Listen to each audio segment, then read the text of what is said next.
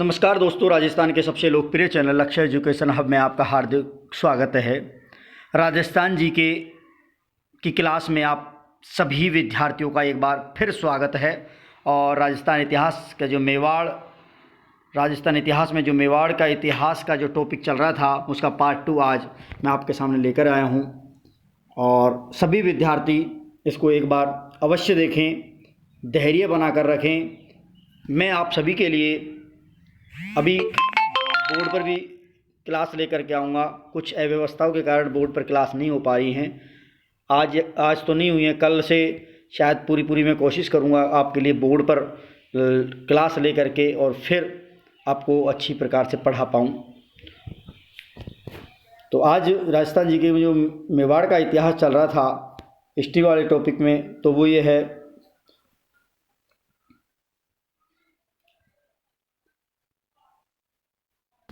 मैंने कल आपको लास्ट पढ़ाया था जैत्र सिंह। तो जैत्र सिंह 1213 से 1250 तक शासन किया था जैत्र सिंह ने। और जैत्र सिंह के समय में एक बहुत इम्पोर्टेंट युद्ध हुआ था, भूताला का युद्ध।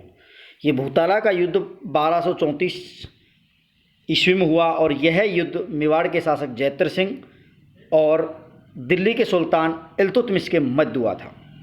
ये किसके हुआ था? मेवाड़ के शासक जो वर्तमान शासक थे उस समय जैत्र सिंह और इल्तुतमिश के मध्य हुआ। इसमें जैत्र सिंह ने विजय प्राप्त की और इसी युद्ध में इल्तुतमिश ने नागदा, जो उस समय जैत्र सिंह और मेवाड़ की राजधानी हुआ करती थी, उस नागदा को तहस-नहस कर दिया।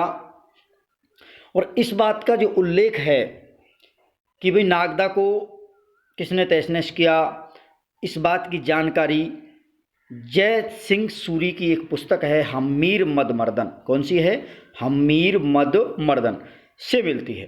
तो जय सिंह सूरी की एक पुस्तक है हम्मीर मद मर्दन से यह जानकारी मिलती है कि भूताला का युद्ध मेवाड़ के शासक जैत्र सिंह और इल्तुतमिश के मध्य हुआ, जिसमें जैत्र सिंह की विजय हुई।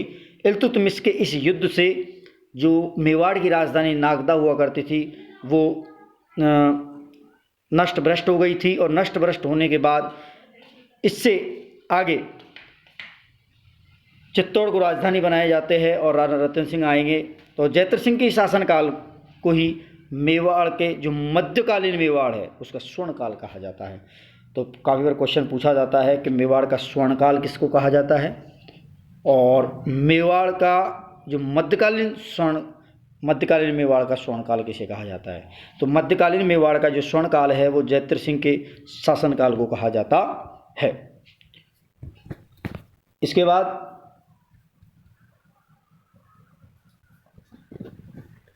जैत्र सिंह के बाद तेज सिंह राजा बनता है। कौन बनता है? तेज सिंह। ये ज़्यादा इम्पोर्टेंट राजा नहीं है तेज सिंह। और इसके बाद तेज सिंह के बाद समर सिंह राजा बनता है। समर सिंह के समय एक बहुत इम्पोर्टेंट क्वेश्चन है कि ये पूछा जाता है काफ़ी बार कि समर सिंह के समय रणथंभौर के जो शासक थे हम्मीरदेव चौहान ने मेवाड़ से खराज कर वसूल किया था। ये पूछा जाता है कि रणथंभौर का शासक जो हम्मीरदेव चौहान थे उसने किस शासक के समय मेवाड़ से एक खराज नामक कर वसूल किया था। तो ये खराज नामक कर समर सिंह के समय में किया था। और किसने किया था? रणथंभौर के शासक हम्मीरदेव चौहान ने।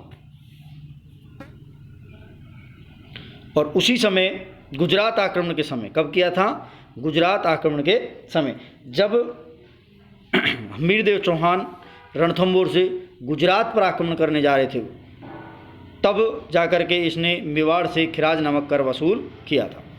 इसके बाद आते हैं जो शासक, अगला शासक आएगा वो आएगा जैत्र सिंह। जैत्र सिंह के बाद तेज सिंह के बाद समर सिंह। और अब इसके बाद जो नेक्स्ट राजा आएगा बहुत ज़्यादा इम्पोर्टेंट एग्जाम की दृष्टि से, वो आएगा राणा रतन सिंह। तो राणा रतन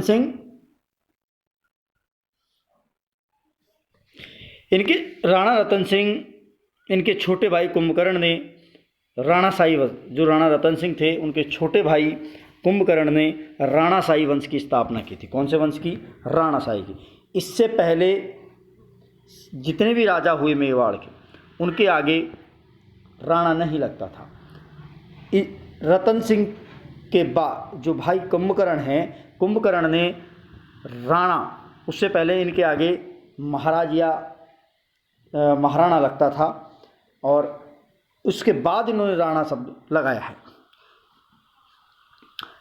1303 ईस्वी में अलाउद्दीन खिलजी ने जब चित्तौड़ पर आक्रमण किया तो आक्रमण के 4 महत्वपूर्ण कारण बताए गए। राणा रतन सिंह के समय जब अलाउद्दीन खिलजी ने मेवाड़ पर आक्रमण किया था तो उस समय मेवाड़ के ऊपर आक्रमण करने के लिए 4 महत्वपूर्ण कारण बताए हैं। पहली, अलाउद्दीन खिलजी की साम्राज्यवादी महत्वाकांक्षा है कि वो ये चाहता था, अलाउद्दीन खिलजी, कि वो राज्य का क्या हो, विस्तार करना चाहता था, अपने साम्राज्य को दूर देशों तक फैलाना चाहता था।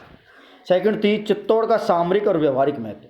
वो ये जानता था कि राजस्थान में चित्तौड़ सुरक्षा की दृष्टि से और आय की दृष्टि से बहुत ही महत्वपूर्ण है।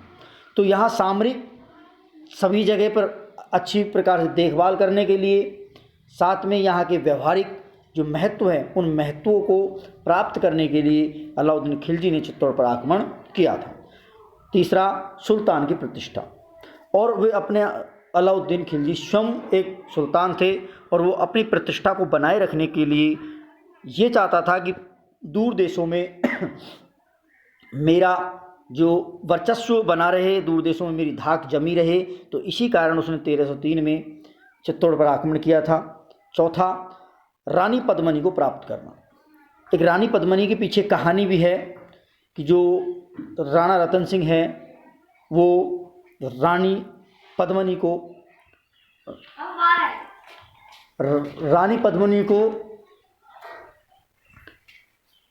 की प्रशंसा सुनता है हीरामन तोते के द्वारा। किसके द्वारा? हीरामन तोते के द्वारा रानी पद्मिनी की प्रशंसा सुनता है कि वो अति सुंदर है।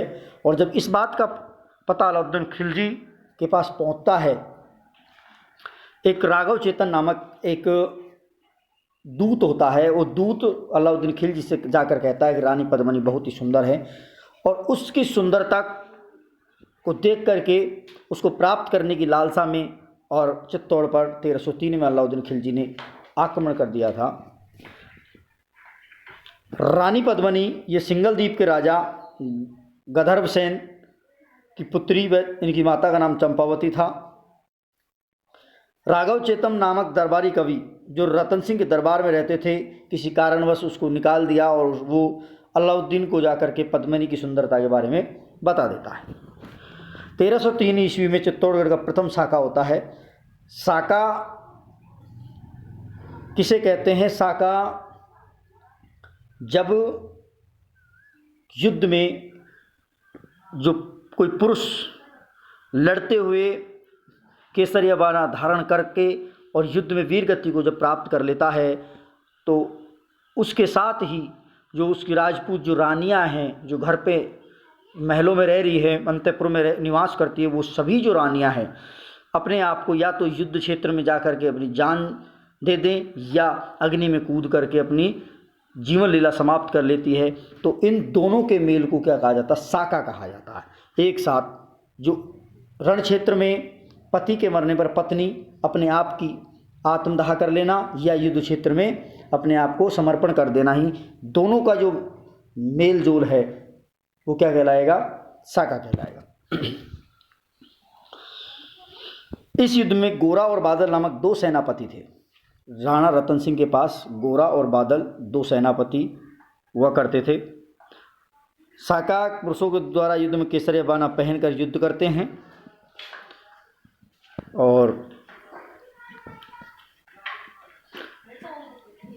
महिलाओं के द्वारा सभी राजपूत रानियों के साथ आत्मदाह करके अपनी जान दे देती है। उसे जौहर कहा जाता है। और केसरिया और जौहर के जो संयुक्त रूप है उसको क्या कहा जाता है? साका कहते हैं।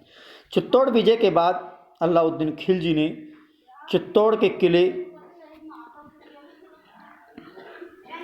चित्तौड़ का जो किला है उस किला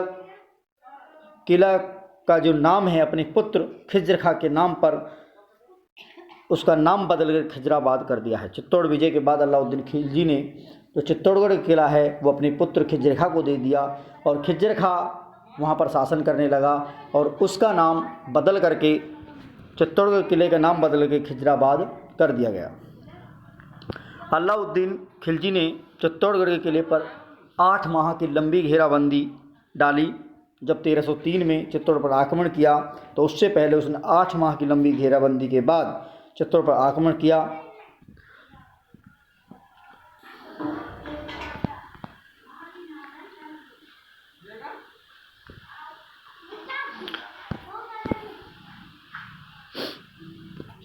कुछ समय बाद में खिलजी ने जालोर के शासक कान्हड़देव के भाई मालदेव सोनगरा को सौंप दिया।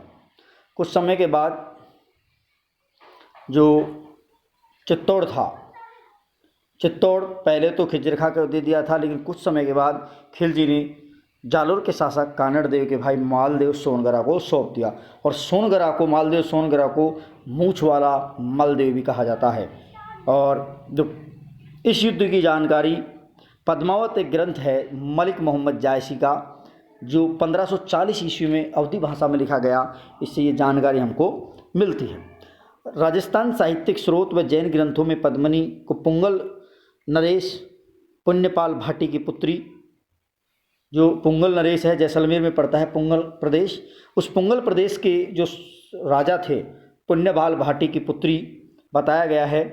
कहावत है कि पुंगलगढ़ की पद्मनी तू रानी सिरमौर, एक कहावत है कि पुंगलगढ़ की पद्मनी तू रानी सिरमौर जैसलमेर जन्म लियो परनीगढ़ चित्तौड़, कि पुंगलगढ़ की तू रानी है और जो सिरमौर है और जैसलमेर में तूने जन्म लिया है। और परिणय माने जो परिणय जो बंधन होता है, विवाह के बंधन बंध करके किस गढ़ में गई है? चित्तौड़गढ़ में चली गई है।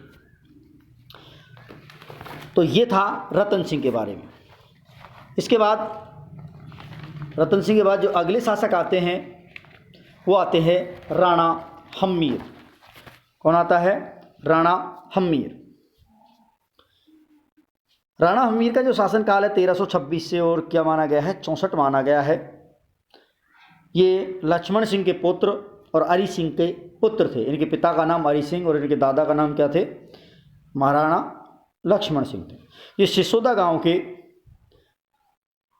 राजसमंद, जो सिसोदा गांव का है, राजसमंद के हम्मीर ने बनवीर को हराकर चित्तौड़ पर आक्रमण करके चित्तौड़ को जीत लिया था।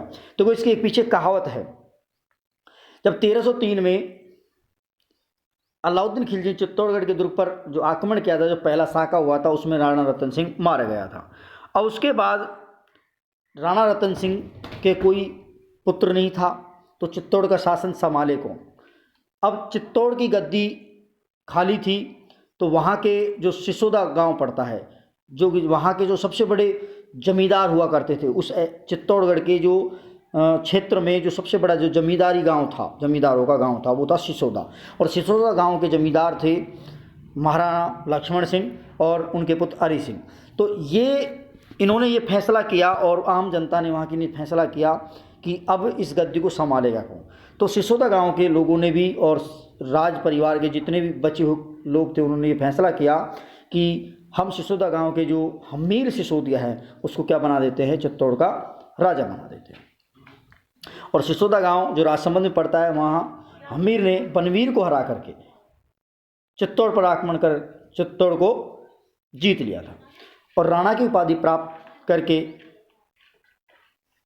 उपाधि प्राप्त करने वाला यह प्रथम शासक माना जाता है। और हम्मीर सिसोदिया को सबसे पहले अपने नाम के आगे राणा लगाने का सौभाग्य प्राप्त हुआ था। तो राणा की उपाधि प्राप्त करने वाला इतिहास में पहला व्यक्ति कौन है? तो वह है हम्मीर सिसोदिया। हम्मीर चौहान नहीं है, क्योंकि हम्मीर चौहान रणथंभौर के थे और हम्मीर सिसोदिया ये थे मेवाड़ के। दोनों में अलग अलग है, डिफरेंट है। सिसोदिया शाखा गुहिल वंश की ही एक शाखा मानी जाती है। हम्मीर सिसोदिया को मेवाड़ का उद्धारक भी कहा जाता है। काफ़ी बार पूछा जाता है कि मेवाड़ का उद्धारक किसे कहा जाता है, तो राणा हम्मीर आता है या राणा हम्मीर सिसोदिया, उसके अंतर्गत आंसर आता है। उपाधि, राणा हम्मीर सिसोदिया को उपाधियाँ भी दी गई है। जो कुंभलगढ़ प्रशस्ति जो लेख लिखा हुआ है उसमें कहा गया है कि विषम घाटी पंचानन, हम्मीर जो सिसोदिया है उसको विषम घाटी पंचानन कहा जाता है। इसका अर्थ है कि विकट परिस्थिति में भी सिंह के समान डट कर मुकाबला करने वाला। जो विकट परिस्थितियां हो उसमें भी सिंह के समान डट कर मुकाबला करने वाले व्यक्ति को क्या कहा जाता है? विषम घाटी पंचानन कहा जाता है। उसके बाद है, इसको एक और थी वीर राजा की उपाधि। कौन से राजा की? वीर राजा की। हम्मीर सिसोदिया को विषम घाटी पंचानन, मेवाड़ का उद्धारक, वीर राजा, 3 उपाधियां दी गई थी। इसके बाद आता है एक युद्ध सिंगोली का। कौन सा आता है? सिंगोली का युद्ध आता है। अभी आपने पढ़ा था इससे पहले भूताला का युद्ध 1234 में जैत्र सिंह और इल्तुतमिश के बाद। इसके बाद एक नेक्स्ट युद्ध आया था 1303 में, जो अलाउद्दीन खिलजी चित्तौड़गढ़ का युद्ध, जो प्रथम राजस्थान का जो द्वितीय शाखा माना जाता है। प्रथम शाखा रणथंभौर का और द्वितीय शाखा चित्तौड़ का माना जाता है, 1303 का। इसके बाद आता है सिंगोली का युद्ध। सिंगोली का युद्ध हम्मीर सिसोदिया और मोहम्मद बिन तुगलक के मध्य हुआ था। किसके? हम्मीर सिसोदिया और मोहम्मद बिन तुगलक के मध्य। हम्मीर सिसोदिया इसमें विजय हुआ था। हम्मीर सिसोदिया क्या हुआ था? सिंगोली के युद्ध में किसने विजय प्राप्त की थी? हम्मीर सिसोदिया ने। इसके